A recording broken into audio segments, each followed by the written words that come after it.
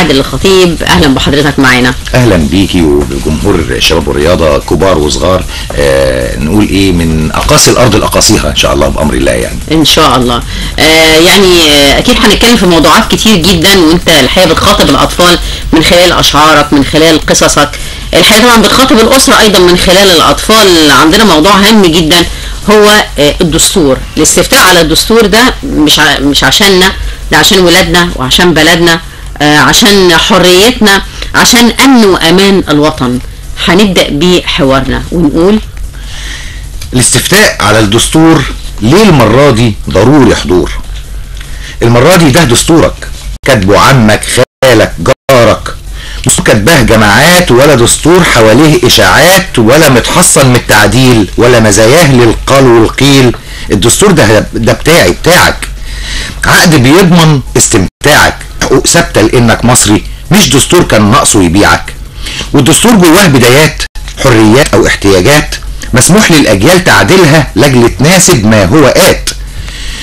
ومفيهوش ولا بند محصن، ولا فيه كل ما فيه تقدر فيه تطعن لاجل تطور فيه وتعدل، لاجل ما حقي وحقك تضمن. عقد ما بيننا وبين الدوله بشروط واضحه مش بمقاوله. حقي اهو وده حق بلادي، تدي وتاخد ماشيه مدوله. انزل اي دستور بلدك واوعى تقول بابا مش فاضي، لازم يفضى علشان خاطرك، ده مستقبل ليك مش ماضي. حقك ان باباك يضمن لك بكره الجاي ولو مش راضي، وانت تعدل في المستقبل حق ولادك فيه وولادي. الاستفتاء على الدستور ليه المره دي ضروري حضور.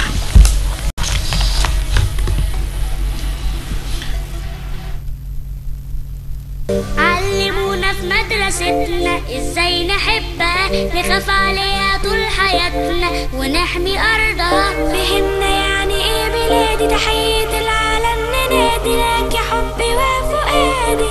بنحبك يا مصر، احنا اللي هنحافظ عليها، نبني مستقبلنا فيها، هنعليها ونعلى بيها ونشيل اسم مصر. علمونا في مدرستنا ازاي نحبها، نخاف عليها طول حياتنا ونحمي ارضها. فهمنا يعني ايه بلادي، تحية العالم ننادي لك يا حبي وفؤادي. بنحبك يا مصر، احنا اللي هنحافظ عليها، نبني مستقبلنا فيها، هنعليها ونعلى بيها ونشيل اسم مصر. بنحبك يا مصر ونشيل اسم مصر.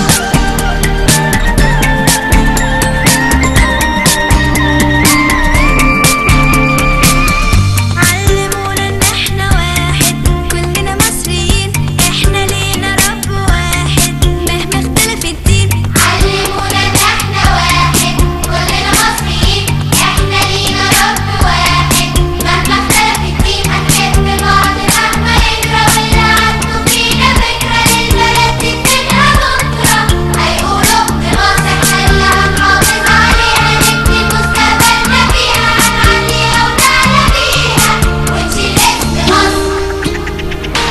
أنا أبقى جندي من جنودها وأحمي أرضها، لو عايزة مني عمري كله تحت أمرها. فهمنا يعني إيه بلادي، تحية العالم ننادي لك يا حبي وفؤادي.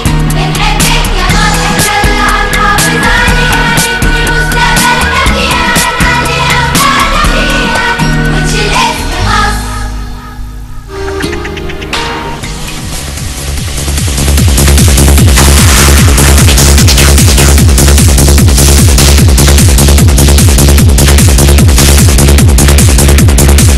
لسه بنكمل لقاءنا مع المستشار والكاتب الاستاذ عادل الخطيب. استاذ عادل اهلا بيك. طبعا احنا يوم الثلاث والاربع في انتظار استحقاق دستوري جديد للاستفتاء على دستور مصر المعدل، دستور 2013. طبعا يعني عايزين نتكلم طبعا اهميه ان الناس تروح الاستفتاء وتشارك ب يعني جديه وبعزم، لان هذا الدستور نقله كبيره لمصر. طبعا هناك بعض الاشاعات وبعض الاكاذيب لمن يريدون ان تعود مصر الى الخلف. طبعا واحنا كلنا عارفين هذه الجماعات الموتوره بيطلعوا يعني اشاعات كثيره، بيطلعوا حاجات كثيره. فحضرتك قرأت الدستور، رايك في مجمل ما جاء في مواد هذا الدستور؟ مجمل ما جاء في مواد هذا الدستور تساوي حلمي انا شخصيا اللي قلته قبل كده لمصر، وهو لاجل ما ترجع بلدنا زي ما كانت منارة، يبقى لازم عجلة دايرة وزرعة خضراء مع الحضارة، يبقى لازم ايد في ايد مخلصة الانتاج يزيد، عزمنا يصبح حديد، هي دي تبقى الشطارة لاجل ما ترجع بلدنا زي ما كانت منارة. يبقى لابد المحبة تجمعنا مسيحي مسلم تحت راية مصر حرة، راية اقوى وراية اعظم من تحرير الثورة، فكرة نبني منها احلى بكرة، ونقول للدنيا تقرا ان مصر مهد الحضارة لاجل ما ترجع بلدنا زي ما كانت منارة. يبقى لابد التكافل، يبقى هو ده شعارنا، واللي وياه يدي للي ما معهوش، ما هو برضه جارنا، مش هيبقى بينا عايز، واللي خسران منا فايز، ده البناء محتاج ركايز، هو ده فن الإدارة لاجل ما ترجع بلدنا زي ما كانت منارة. يبقى لازم تكنولوجيا مستمرة في التقدم، جنب عقل يكون مفكر، جنب ايد تعرق وتحلم، يصنعوا امجاد حاضرنا، يثبتوا لنا ويا غيرنا اننا شعب وضميرنا، هو ده بان الحضارة لاجل ما ترجع بلدنا زي ما كانت منارة. يبقى لازم يد واحدة نبقى شعب، شرطة، جيش في مواجهة اي فتنة، واللي يفتن ماله عيش، مهما هيحاول ويتعب من مكان وحدتنا تغلب، توصل بالسلامة مركب للأمان، ننسى المرارة لاجل ما ترجع بلدنا زي ما كانت منارة. يعني ايه كلمة وطن؟ يعني ايه كلمة وطن؟ يعني أرض، حدود، مكان، ولا حالة مش شجن؟ يعني ايه كلمة وطن؟ يعني ايه كلمة وطن؟ يعني أرض، حدود، مكان، ولا حالة مش شجن؟ ولا ايه ولا ايه ولا ايه؟ شاي بالحليب على قهوة في الظاهر هناك، نسمة عصار السيدة ودير الملاك. يعني ايه كلمة وطن؟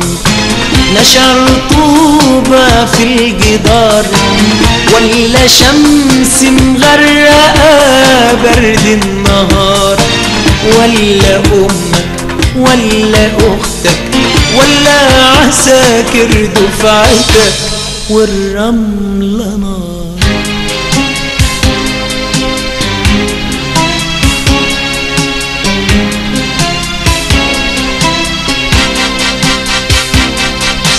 يعني ايه كلمة وطن؟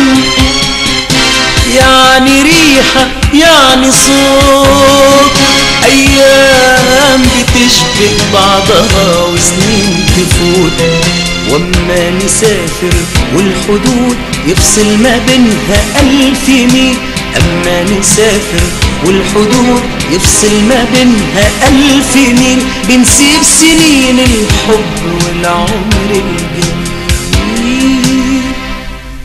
ولا ايه ولا ايه ولا ايه؟ ولا بناخد كل دول هزة فرح او غيم هموم، واحنا بنحلم بالوصول حتى في عرقنا، في الهدوم بتهزنا حالة شجن. هو ده معنى الوطن، هو ده معنى الوطن، هو ده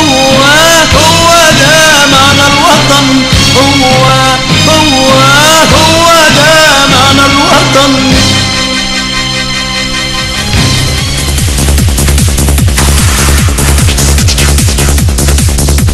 هو ده معنى الوطن، ان احنا نحب بعض، ان احنا نحب تراب مصر، ان احنا نتآلف كلنا نبقى ايد واحده، اننا نقرا الدستور. بما اننا النهارده دنيا منوعات الاطفال والطلائع، الدستور فيه مواد خاصه بالاطفال، بالشباب، بالمعاقين، مواد لاول مره تحفظ حقوق وكرامه الانسان المصري. الشاعر والكاتب الاستاذ عادل الخطيب، قراءتك بقى في الماده رقم 80 الخاصه بالاطفال. بصي، هي يمكن قبل ما ابدا بالماده 80 هتكلم عن الماده 79 كده سريعا، اللي هي لكل مواطن الحق في غذاء صحي وكاف وماء نظيف، وتلتزم الدوله بتامين الموارد الغذائيه للمواطنين كافه، كما تكفل السياده الغذائيه بشكل مستدام، وتضمن الحفاظ على التنوع البيولوجي الزراعي واصناف النباتات المحليه للحفاظ على حقوق الاجيال. هنا بدأنا نتكلم عن الأجيال، يعني عن الطفل من خلال صحته وغذائه، من خلال ابوه وامه، من خلال الزراعه، من خلال التنوع الغذائي. يعني ايه، هو يمكن وخلينا برضو نكون واقعيين شويه، مفيش دستور في الارض بيدي في مواده كل شيء لكل الناس. تمام. وده شيء لا خلاف عليه ولا في قوانين بعد كده، لانه الدستور هو عقد فقط ما بيني وبين النظام او الدوله اللي هتدير املاكي، اللي هتدير مقدراتي، اللي هتدير ثروات وطني، خلاص، لصالحي ولصالح بقيه المجموع العام للشعب. وده استاذ عادل يعني نقول كمان انه الدستور يعني طبعا بالتاكيد ما فيش شيء من وضع بشر عليه نسبه اجماع 100% طبعا، ده استحاله يعني. هذا شيء طبيعي طبعا، ما هوش قران يعني، هو ولذلك انا قلت حتى في القصيد في الاول انه بايدك هتعدله، بس امتى؟ لما تحتاج لتعديله او تبديله. القرآن الكريم هو الكتاب الله المنزل الذي لا يأتيه الباطل على الإطلاق، ولا يمكن تعديله ولا يجوز تبديله. صحيح. إنما الدستور ممكن بعد كده لو طلعت فيه حاجات محتاجة تطوير أو تعديل بما يناسب طبيعة الظروف تتعدل، ده شيء طبيعي يعني بالرغم إننا وقعنا في براسن مؤامرة على مدار ال3 سنين اللي فاتوا عالمية، إلا أنه دستورنا اتهد وجه عليه دستور تاني تم العبث فيه براحتهم، وادي الدستور، وادي المره الثالثه اللي بنمد ايدينا في الدستور. اذا الدستور ليس منزل، اذا مش قضيتنا النهارده احنا عايزين بنقول نعم ليه؟ ده سؤال مهم جدا. هنجاوب على السؤال ده لكن بعد الوقفه الاخباريه. عزيزي الشاب المصري الجدع اللي اتجرأ واختار 100,000 تحية على الحرية، المصريين أحرار. عزيزي الشاب المصري اللي فدى بدمه ولا همه نار، حقك وزيادة انك تتمادى وتكمل المشوار. طول ما الجدعان بخير يبقى اللي جاي خير، والله عملته من اللي اتعلمته من الكبار.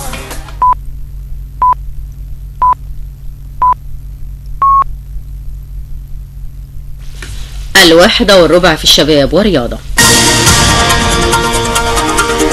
الآن إلى موجز الأنباء.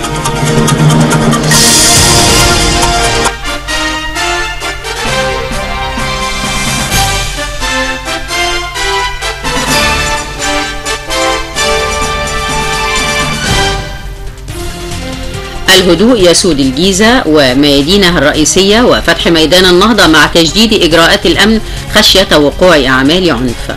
قوات الأمن تكثف من وجودها بالميادين والشوارع الرئيسية بالسويس. استنفار أمني حول المنشآت الحيوية وأقسام الشرطة بالقليوبية تحسبا لتظاهرات جماعة الإخوان الإرهابية. أمن القليوبية ينفي العثور على قنبلة داخل محطة بنزين بطوخ. المصريون في الخارج يواصلون الاستفتاء على الدستور وسط أجواء من الهدوء. وزير الخارجية نبيل فهمي يبحث مع مستشار رئيس وزراء إيطاليا للشؤون الأمنية والاستراتيجية سبل تطوير العلاقات بين البلدين في مختلف المجالات. رئيس الاتحاد العام لنقابات عمال مصر يعقد غدا مؤتمرا صحفيا لإعلان آخر المستجدات بخصوص قيادات اتحاد العمال الذين اختطفوا قبل يومين. روسيا ترفع الحظر على استيراد الموالح من عدد من الشركات المصرية المصدرة للموالح. مصدر أمني يعلن أنه تم ضبط 6 فلسطينيين لدخولهم البلاد بطرق غير شرعية بالعريش. حكومة الاحتلال الإسرائيلي تعلن نيتها بناء أكثر من 1800 وحدة استيطانية جديدة في الضفة الغربية والقدس الشرقية. الرئيس السوداني يغلق باب التفاوض مع الحركات المسلحة ويؤكد أنه لن يفاوضها على السلطة أو الثروة، وإنما التفاوض سيكون حول العفو عنهم فقط. راشد الغنوشي رئيس حركة حزب النهضة التونسي يتسلم رسالة تكليف من الرئيس المؤقت المنصف المرزوقي لاختيار مرشح لرئاسة الحكومة القادمة. رياضيا، مباريات الأسبوع الخامس للدوري العام لكرة القدم تنطلق غدا. أخيرا منافسات الدوري الإسباني لكرة القدم تبدأ غدا بلقاء غرناطة مع بلد الوليد. شكرا لإنصاتكم. منى المنياوي. أخبار الشباب والرياضة كل ساعة حول العالم، سياسة ورياضة.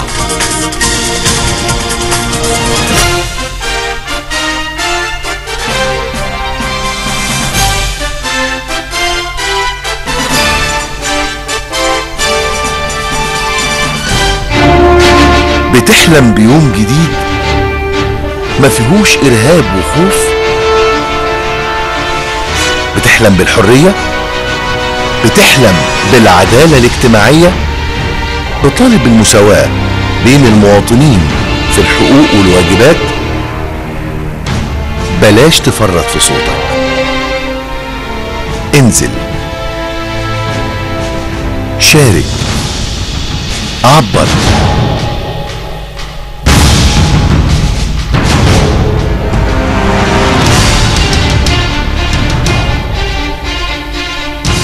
دستور ثورتك هيكمل مشوارك.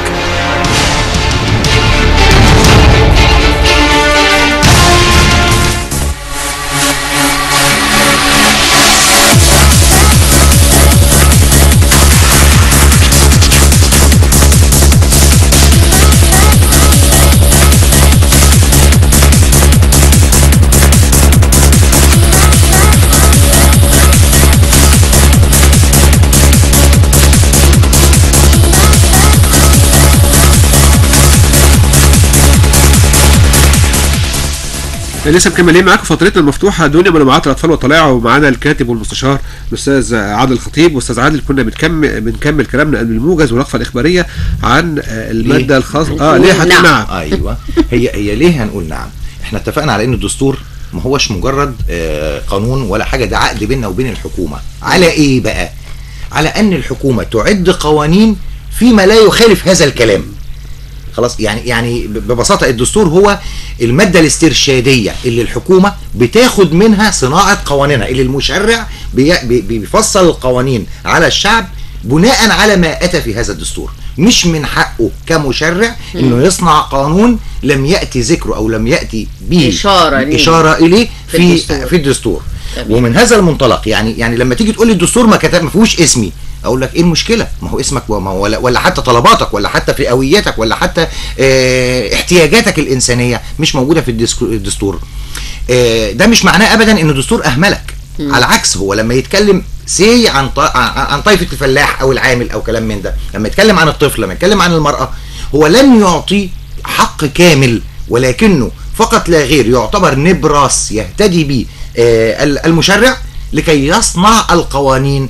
وإن لم يصنع القوانين وجب عليك محاسبته، لأنه إذا صنع قوانين مش موجودة في الدستور أو لم يصنع القوانين التي نص عليها الدستور بإشارات سواء صريحة أو تلميحة، في هذه الحالة وجب عليك وأصبح من حقك إنك تقول لا يا حكومة أنت غلط، لا يا دولة أنت غلط. إذن الدستور الحالي بالوضع الحالي اللي احنا فيه النهاردة، وخصوصا لما نتفرج على التشكيلة اللي وضعت الدستور، نلاقيها من كافة شرائح المجتمع بجد. يعني لجنة ال50 كانت ممثلة لكل الشرائح. دي حقيقة. يعني لم أرى اقتناع من الكنيسة بأطيافها بدستور مثل ما رأيت بالدستور ده. وهم اللي احنا دايما العالم حوالينا والإخوة الأفاضل اللي ضدنا المحظورة والإرهابية بيحاولوا يثيروا قدام العالم فكرة الأقليات عشان يحاولوا يعملوا فتنة. طيب الأقليات النهاردة هم أكثر رضا منك. هو مفيش استاذ عادل، مفيش فكره اقليات. يعني هو في فكره ان في مصري مسلم وفي مصري مسيحي، مفيش اقليات. هو الكل يعني في هذا الوطن، عشان هم طبعا بيلعبوا بهذه الكلمه أيوة. السخيفه في الخارج، محاوله شق الصف. أيوة. يمكن احنا شفناها محاوله الاعتداء على الكنائس المصريه علشان الاخوه المسيحيين يصوروا، ولكن هم فطنوا لهذه الامثله وهذه الالعاب القذره، وكانوا احسن حكمه مننا احيانا، لان هم شافوا هم مصريين في المقام الاول والاخير، وشافوا ان المسلم المصري يتعرض لنفس الظلم ونفس القتل ونفس التهريب وربما وازيد كمان من يعني فهم يعني ادركوا هذه اللعبه السخيفه يعني. طيب يعني ببساطه شديده جدا، احنا ليه بنقول نعم للدستور بقى؟ لانه ببساطه هو الميثاق الذي لم نحصل عليه منذ 60 عام فما فوق. الميثاق اللي فيه تم تمثيل كافه اطياف المجتمع فعليا.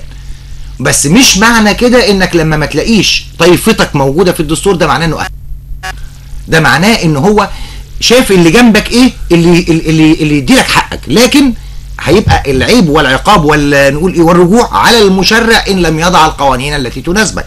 وهذا لن يغفل، لانه ده المفترض اننا ما بعد احتلال لمصر والحمد لله استقلال، دي حقيقة يعني لازم نقولها صح. احنا كنا في طريق الى احتلال مصر كاملة على ايد النظام العالمي الاسرائيلي من النيل الى الفرات ومن المحيط الى الخليج، ومش لمصر وانما للوطن للمنظومه العربيه العربية كامله. ككل. كان مطلوب ابادتها من الخريطه سنه 2017 على ايد الاخوه الاعداء، اخوان الشياطين، الإرهاب.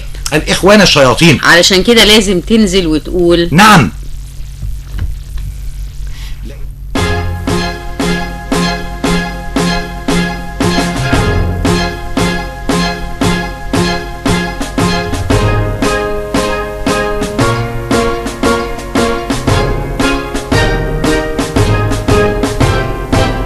انزل وشارك في اللي جاي، قول كلمتك، شيل اي فكرة جوه بالك تحبطك، دلوقتي بلدك محتاجالك همتك، بايديك تغير يلا كمل ثورتك، دي أهم خطوة نبتدي بها الطريق، وبعدها ممكن نغير كل شيء. يعني نكون او لا نكون همك قصادك، لو يهون خسارة كل اللي اتبنى ده نهد فيه. ما بقتش خايف، هنزل مهما يجرى ايه، هنزل واشارك صوتي هتحاسب عليه. قدام عينيا الاختيار، ما سيبش بلدي للدمار، خسارة كل اللي اتبنى ده نهد فيه. انزل وشارك في اللي جاي، قول كلمتك، شيل اي فكرة جوه بالك تحبطك، دلوقتي بلدك محتاجالك همتك، بايديك تغير يلا كمل ثورتك.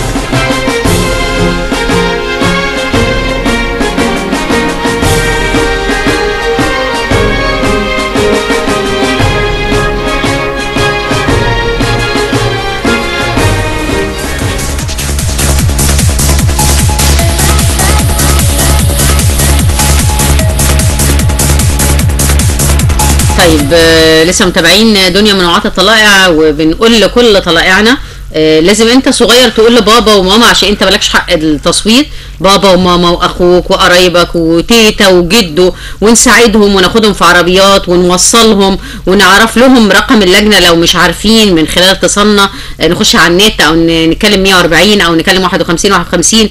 انت لازم صديق الطليعه والطفل في الاسره تقول لبابا اعرف لجنتك واعرف رقمك واعرف في اللجنه الفرعيه والكشف، وانزل يا بابا وقول نعم عشاني. ومن فضلك يا بابا قول نعم عشاني.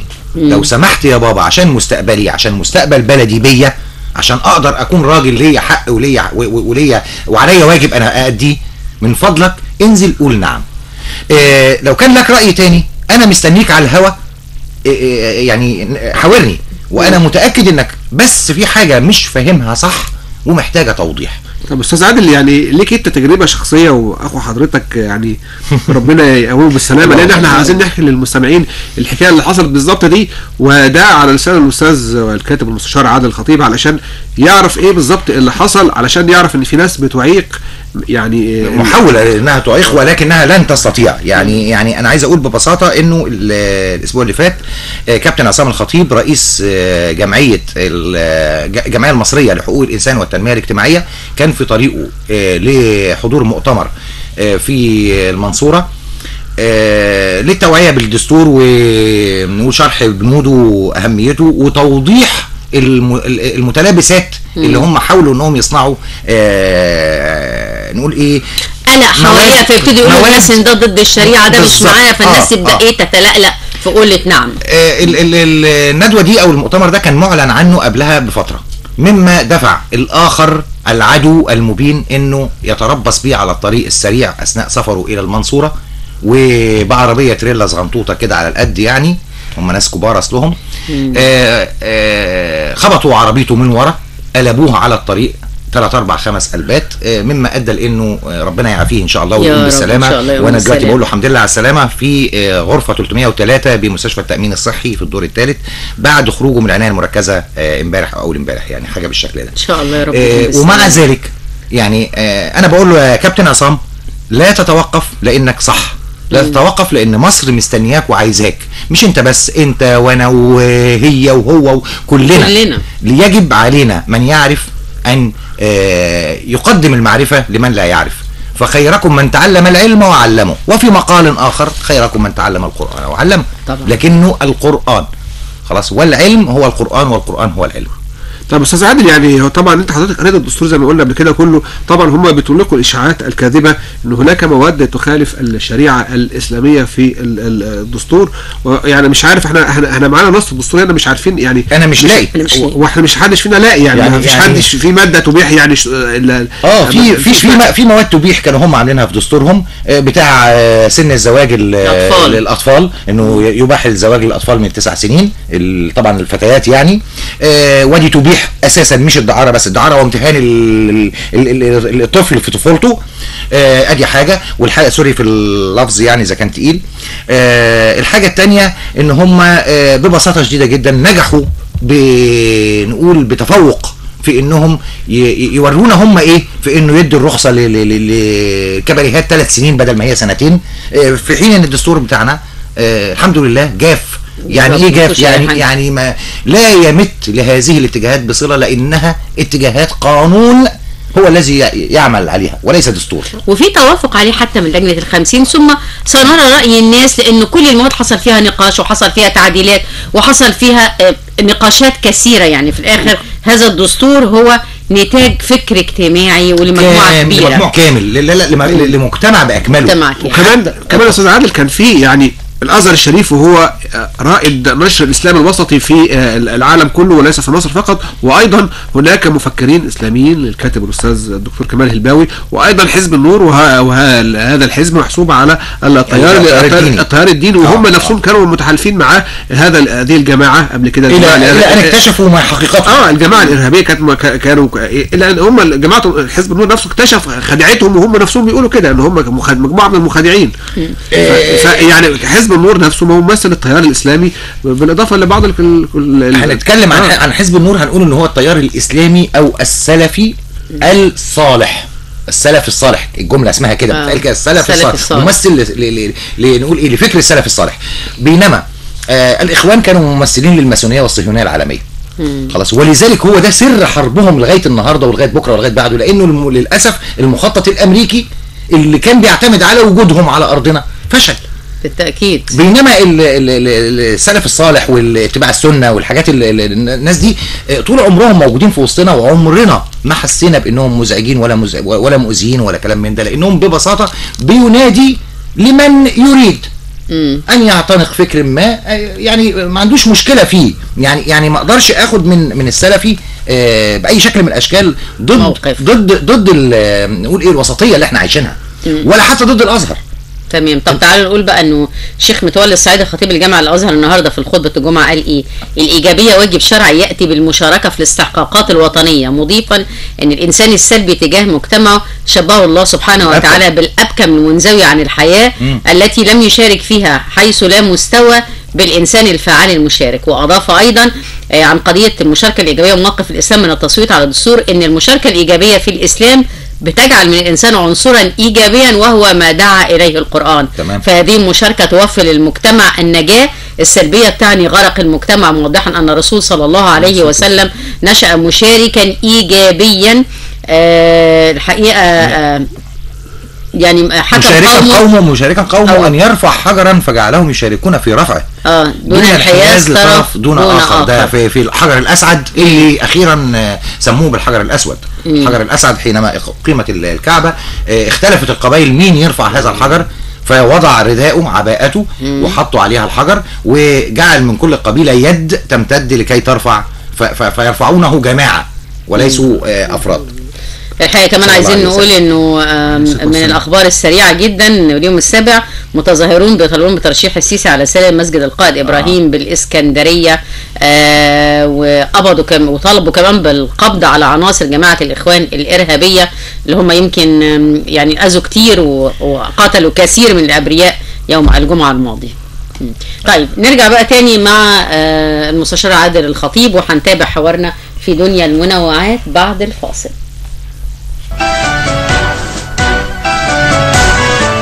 علشان بكرة يلاقينا ونشوف أجمل ما فينا، انزل وقول نعم علشان ابنك وابني، علشان نزرع ونبني، انزل وقول نعم علشان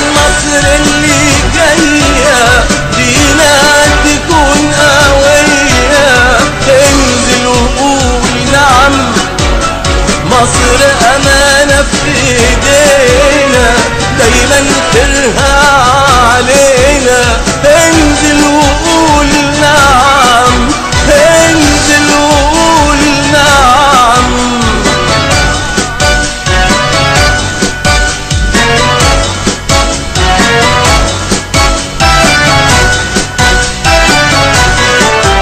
صوتك حر وأمانة، انزل شارك معانا، انزل وقول نعم. هات صوتك ويا صوتي، ما بقاش ينفع سكوتي. انزل وقول نعم، دي بلدنا أم الدنيا وهتبقى قد الدنيا. انزل وقول نعم علشان المصريين، علشان أمل ملايين. انزل وقول نعم، انزل وقول نعم، انزل وقول نعم.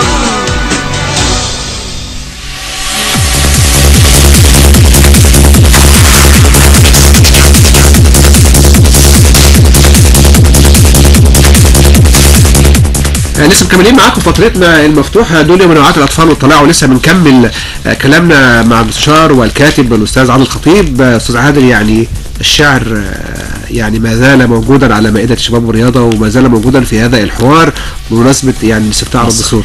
بمناسبة مصر حبيبتي مصر، بحبك من الألف للياء، وحبك قبل ما اجي جه. ما هو انت يا مصر راس مالي، وحبك وحي موالي، وغصب عني ترحالي. ده حبك قبل ما اجي جه. بحبك واعشق الطيبة، في قلب الطب يا طبيبة، وراعي الطفل والشيبة بيتسند عليا وهه. احبك من الالف للياء. بحبك جنب اخوانك، ولو يحتاج ده عنوانك، في ساعة الشدة جايينك وابعدهم اهو جه. يحبك من الالف للياء. بحبك مدرسة للعلم، أساسها كتاب وفن وعلم، ولادها رجال بنات السلم، يبنوا الحا وراها البه. وأحبك من الألف للياء. أحبك مهما كنت بعيد، وبكتب لك جديد في جديد، وعمر اللي كتبته معيد، ده إلهامي عشانك جه. يحبك من الألف للياء. أحبك ساقية في الفيوم، تخضر أرضنا في سينا، واحبك يا مميت كلثوم. احب الوادي والمينا، واحب الترعة والمالح، وابني بحجرة والطينة، وازوق هضبة السلوم، وفي طابة يقولوا اهي. احبك من الالف للياء. لو اموت علشان خاطرها الموت ما يوجعنيش، انا ممكن اعمل اي حاجة عشان حبيبتي تعيش. ده هي اهلي ودنيتي وناسي وصحابي، وهي امي وبعد حضن الام والله ماليش. ايدي اللي اغلى عليا مني ومن نفس والروح، ويوم ما حد يمس احساس مصر روح تروح. وطول ما هي بخير بكون مرتاح ومطمن، واما بتعب جوا حضنها كل تعبي يموت. انا في البلد دي عرفت قيمة ان اكون انسان. انا لما ببعد عن ترابها بحس بالحرمان، ويوم ما بعد الشر ما يكونليش مكان فيها، هحس اني خلاص ماليش في الكون ده كله مكان. انا مش هعيش غير في البلد دي مهما يحصل ايه. ده انا كل شارع فيها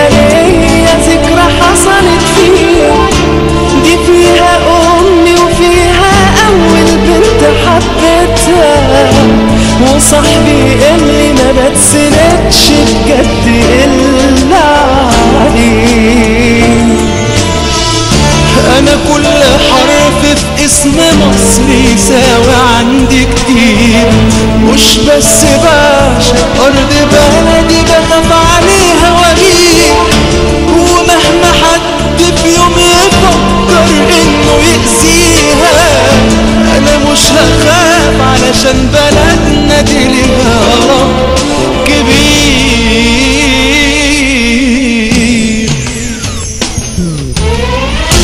يا رب حافظ عالبلد دي وصولها واحميها، ده انا اروح فداها واموت عشان حبيت توفيها.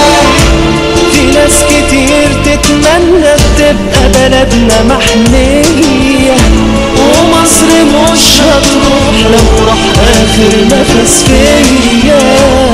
انا النهارده يا رب راجع مش عشان نفسي، انا جاي بدعي البلدي اللي اهم من نفسي. يا رب خلي بلدنا دايما راسها عالية لفوق، ولا اي شبر في مصر حد يمسهم بالسوق. يا رب حافظ عالبلد، يا رب حافظ على البلد دي، حافظ عليها واحميها من الارهاب، احميها من كل انسان بيكرهها، ما يعرفش يعني ايه تراب مصر وهوى مصر، يعرفها اللي سافر واتغرب. عشان كده عايزين مع الشاعر والمستشار عادل الخطيب نبعت رسالة للارهاب، نقول له ايه؟ يا مغتالين فينا الامل، يا مغتالين فينا الامل عز النهار، يا دافعين كل القيم للانهيار، يا مكرهين الشاب في اهله اخوه والجار، انتوا غلط صدقوا مهما تكون الاعذار. تمويلكوا ايه مصدره؟ ايه الهدف منه؟ تنظيمكوا ايه سرره؟ صح اعلنوا عنه. ووطننا مين يأسره وليه يضيع امنه؟ والقتل مين برره؟ والحق فين منه؟ العدل فين منه؟ الرب فين منه؟ دي الغلطة نسكت لكم وكلام ما فيهوش هزار.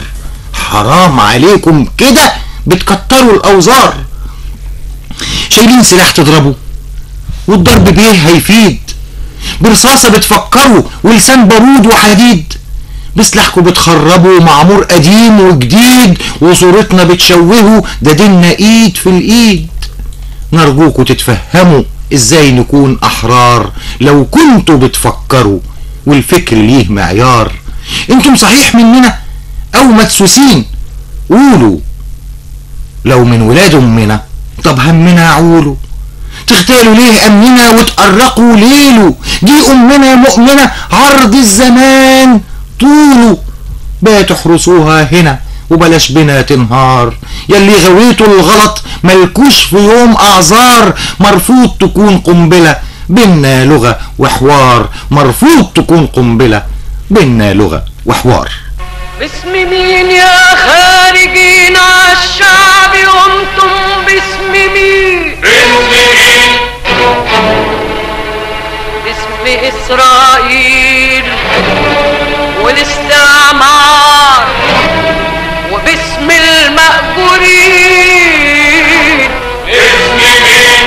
باسم مين يا خارجين عالشعب وانتم باسم مين؟ باسم مين؟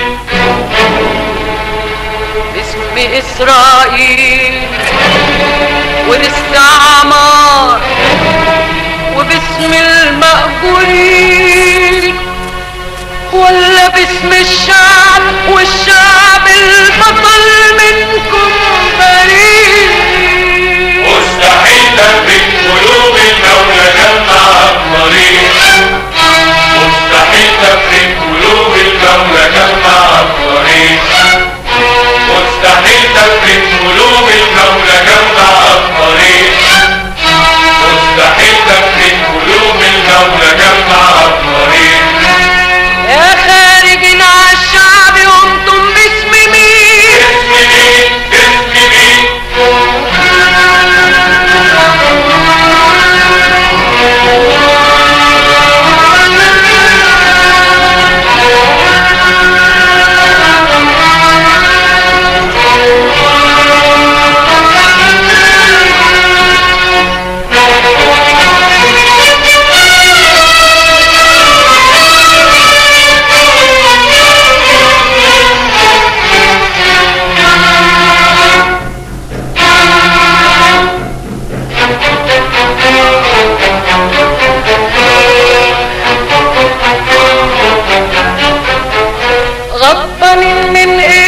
من مين الغضب يا مخدوعين غضبانين من النصر بعد النصر للشعب الأمين غضبانين من ايه ومن مين الغضب يا مخدوعين غضبانين من النصر بعد النصر للشعب الأمين ولا من مد العروبة اللي انتشر في العالمين من المساواة من العدالة من المحبة غضبانين ولا من مد العروبة اللي انتشر في العالمين من المساواة من العدالة من المحبة غضبانين مستحيل تفرق قلوب المولى جمع الطريق مستحيل تفرق قلوب المولى جمع الطريق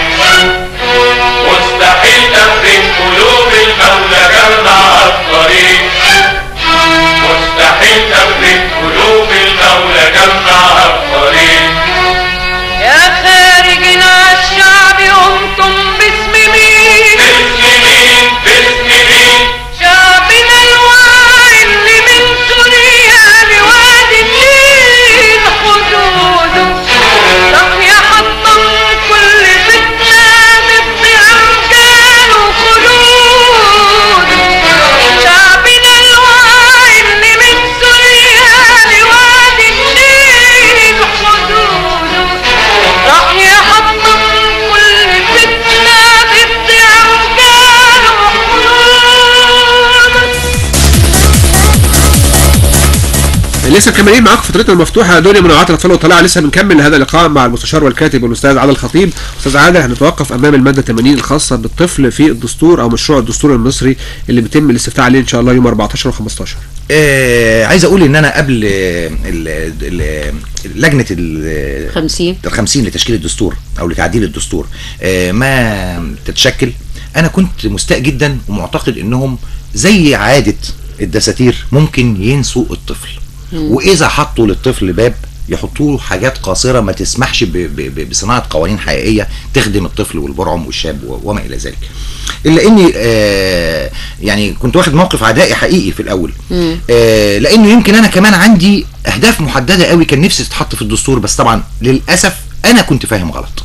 ولما بقول كده على الهوا دي مش هدعي انها شجاعه ادبيه، لكن هو حق الوطن ان انا اقوله. ان انا كنت فاهم غلط انه المفروض الدستور يشمل كل شيء، ودي مش حقيقه. الدستور بيشمل رؤوس المواضيع، مبادئ عامه بالظبط، وبعد كده القوانين تترجمها الى قوانين وافعال في المجتمع تحقق احلام كل مصري. بالظبط. لو جينا نمسك اي قانون هنلاقي كتابه قد كده، في حين ان هو كان جمله قد كده في الدستور. فيعني ده مش قضيه، يعني مش مفيش مشكله. تمام. لما اجي لماده الطفل الاقي ان الطفل هنا زي ما اليونيسف زمان حب يصنف ولاد الغرب في انه الطفل من 3 سنين 6 سنين 9 سنين 12 سنه 15 سنه 18 سنه، احنا لم نهمل ذلك. وبنفس المقاييس العالميه عندنا الطفل من يعني هو في النص كده يعد طفلا كل من لم يبلغ 18 من عمره. اذا احنا حتى من اول حرف مكتوب في الدستور فيما يخص هذه الماده مديين للطفل حقه زيه زي طفل امريكا، زيه زي طفل روسيا. بل يمكن لان طفلنا اذكى هذه الماده هتطلع فينا علماء لو امكننا الاستفاده منها بقوانين حقيقيه مستقبليه ان شاء الله. وده بايديكم يا شباب مصر، يا براعم مصر، يا اشبال مصر. ليه؟ لان انتوا لما تطالبوا يعني اذا الشعب يوما اراد الحياه فلا بد ان يستجيب القدر. لو طالبتوا الحكومه الجايه هتضع لكم القوانين اللي انتوا عايزينها. ده موضوع ما يخصناش بقى، يعني مش وقته دلوقتي وليس مسار حوار. لكن من لم يبلغ 18 هو طفل من عمره. ولكل طفل بقى الحق في اسم، اوراق ثبوتيه، تطعيم اجباري مجاني، ورعايه صحيه واسريه او بديله، وتغذيه اساسيه. بديله هنا بمعنى ايه؟ دي في فئات مهمه جدا في حياتنا. لو لا قدر الله طفل امه وابوه اصيبوا في حادث او ما بقوش موجودين لشكل او اخر، من حقه على المجتمع انه يضع له اسره بديله. يعني دي كمان لم تغفل في الدستور، مش محتاجه قوانين يعني. وتغذيه اساسيه، ومأوى امن، وتربيه دينيه، وهنا دي برضو محتاجه 50,000 خط لاننا عشان ما حدش يتاجر بديننا اللي يعني بصراحه الفتره اللي فاتت دي مش عايز اقول انه وصلونا لمرحله اننا قربنا نكرهه. يعني الطفل هيربى عشان بالماده 80 هيربى تربيه دينيه منذ الصغر، يعني بحكم الدستور بغصب عن اللي جاي ايا كان مين، اي مجلس تشريع او اي حد مش هيحط الدستور، لازم الدستور يلزمه بان يضع تربيه دينيه، يعني نقول ايه، تربيه دينيه امنه معتدله محترمه ترقى بديننا وتضعه في صورته الحقيقيه. ده اجباري لاي مجلس تشريعي جاي، هو اللي هيلتزم بالماده دي. وتنميه وجدانيه ومعرفيه، يعني اذا حتى من حق الطفل هنا ان ننطالب معاه بوجود مكتبه، ووجود مدرسه، مكان حل صحي يتعالج فيه، مستشفى، مسرح، مواهب، اكتشافات، كل ما لدى الطفل مستقبلا من خلال هذا الدستور يمكن تلبيته. ده جزء اول من الماده. وتلتزم الدوله برعايه الطفل وحمايته من جميع اشكال العنف الاسري، المدرسي، نقول المجتمعي، ايا كان انواع العنف.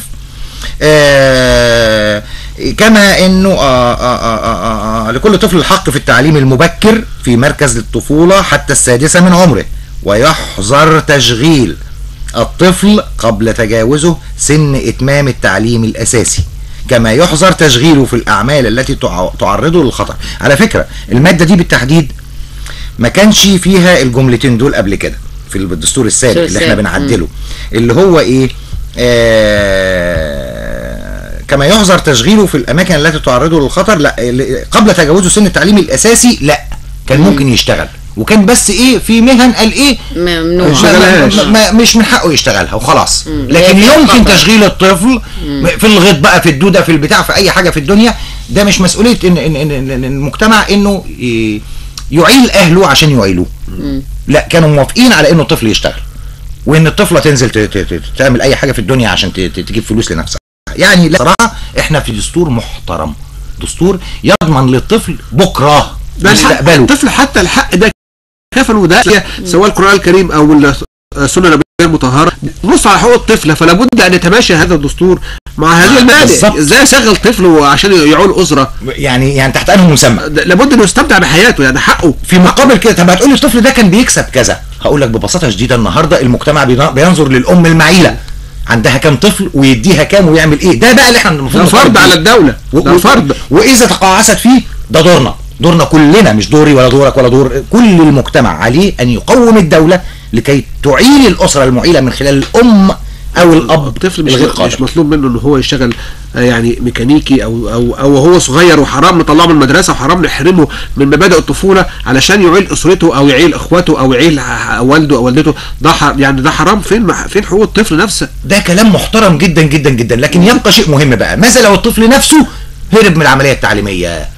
دي بقى مشكله قدامنا خطيره جدا جدا، اللي هي يمكن انا دلوقتي يعني جت فورا في ذاكره حلم المدرسه النموذجيه. صحيح، كلنا بنحلم بيها. لكن الطفل بتاعي بقى بيحلم بيها ازاي؟ بحلم وحلمي مدرسه ما فيهاش دروس يوم تتنسى، ما فيهاش مدرس يجري لما يشوف خطر، ولا فيها للي يخاف قطر، وتكون امان سلم حيطان، ولا فيها غش في الامتحان ولا في الكيان. واقول كمان بحلم بمنهج افهمه، وكتابي صاحبي اكلمه يديني علمه بدون وسيط ولا مبني بيني وبينه حيط. ده العقل خرم الابره، اما العلم خيط بالعقل لازم نشبكه، يا نحرك الابره يا اما نحركه، يا نحرك العلم وعقولنا تفهمه، يا نقرب العلم وعقولنا تفهمه، يا هنعدمه. بحلم ما يبقاش فيه مدرس للخصوص، وعلى العموم ده حلم نوم وكابوس بشوفه في كل يوم، وبشيل هموم ميزانية البيت اللي جاي يهدها ويشدها من غير لزوم لو بس منهج افهمه. بحلم وحلمي للكبار رد اعتبار، يصحى في مدرسة الضمير ولا عيش اسير، كلمة في وسط السطر خير حب وامان بين الصحاب بين الجيران، مستقبل الجيل اللي جاي ما بين ايدين القائمين على العلم والمتعلمين. بحلم وحلمي مدرسة ما فيهاش دروس يوم تتنسى، مش برضو فكرة كويسة؟ يعني اتمنى انه يكون الحلم مطابق لاحلامكم معايا. احنا بجد خلاص راح نسكت، لو في حد هيحكي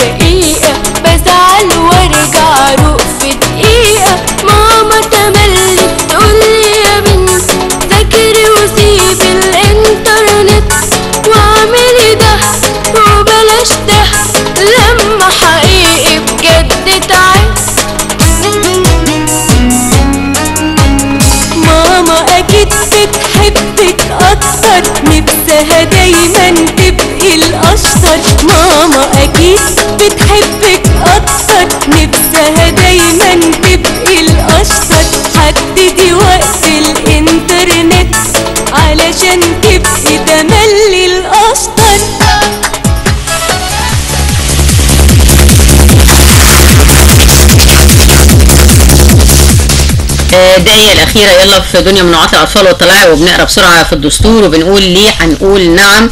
وضيفنا ما زال الكاتب والشاعر والمستشار عادل الخطيب. أحلام الأطفال كبيرة جدا، من حقهم حياة كريمة، من حقهم بيت، من حقهم أسرة حتى لو الظروف صعبة معاهم. دي حقيقة. يمكن احنا كنا وصلنا لأنه التعليم والكلام من ده يعني نقول حقوق الطفل إلى ما وصلنا للتعليم. طيب في فئة تانية خالص من الطفل في مجتمعنا وفي المجتمعات العربية وفي العالم كله كمان، هي طفل الشارع اللي تسرب من التعليم ومن البيت ومن الحياة وبقى ينتمي للشارع. الطفل ده النهاردة وفي الظروف اللي احنا فيها دي، ويمكن خدم أغراض قديمة كتيرة جدا على مدار ال3 سنين اللي فاتوا، هذا الطفل بيسيس ويستأجر ويقوم بعمل مصايب ملهاش آخر. طيب هل هذا الطفل هو مجرم في نظر الدستور والقانون، ولا هو مفعول به ومن حقه انه ينصف ويعاد تأهيله؟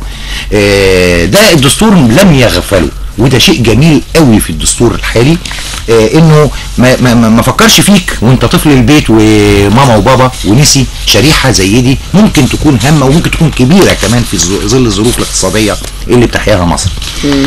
قال كما تلتزم، وخد بالك تلتزم مش تعهد بقى ولا بتاع، لا ده التزام على الدولة، تلتزم الدولة بإنشاء نظام قضائي خاص بالأطفال المجني عليهم والشهود.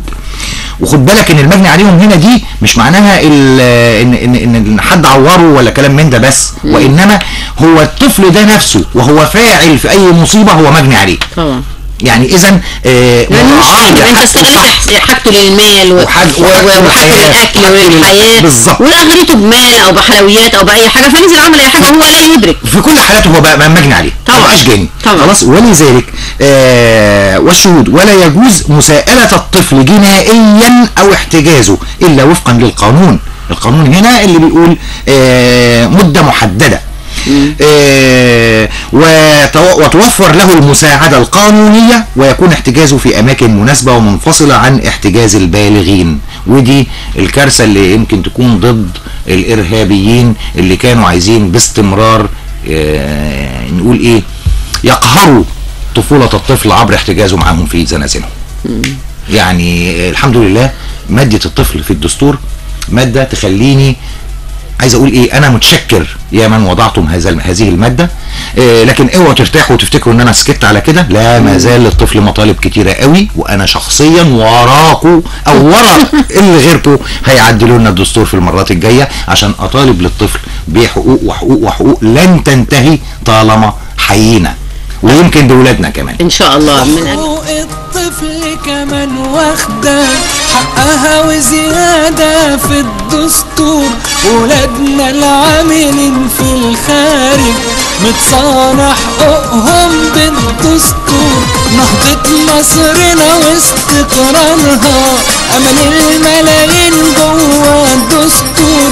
وكرامة الانسان المصري اعظم انجاز عمله الدستور. يلا بنا نعديك يا بلدي خطوة لقدام في طريق النور. ايد واحدة هنخرج من بدري علقنا نصوت عالدستور. رافعين راية مصر بلدنا ونعم هنقولها للدستور. ايد واحدة هنخرج من بدري علقنا نصوت عالدستور. رافعين راية مصر بلدنا ونعم هنقولها للدستور.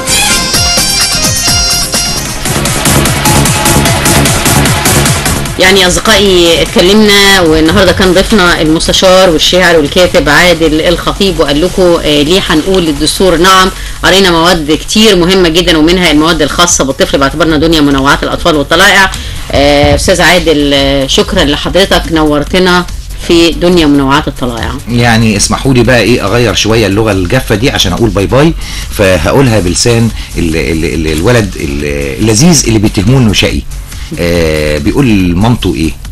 بتقول يعني اني شقي وان الشقاوه مبدئي عشان بدور على المفيد يا مامي. لا تقلقي وبلاش تقولي اني شقي، ارجوكي انت تطمني وبلاش شقاوتي تخمني. طيب ده انا اللي يهمني ليه انت دمك تحرقي؟ وليه لبابا تشرحي اللي عملته تفرحي، واما يعاقبني بتسرحي، وبصلحي تاني بتبدأي. كان ليه تقول اني شقي، وليه تقول اني عنيد، وانا بطيعك شيء اكيد، وتملى ادور على المفيد. لو زهرة لازم تنسقي، ازاي يا ماما ابقى شقي؟ يا رب اكون كنت ضيف خفيف عليكم ومعاكم، واكون قدرت اوصل لكم معاني صغيرة من كلمات كبيرة جدا، وهي المادة الخاصة بالدستور، بالطفل في الدستور. ويا رب تكونوا حبيتوا وجودي النهاردة معاكم. شكرا ليكم ولجماهير الشباب والرياضة في كل مكان.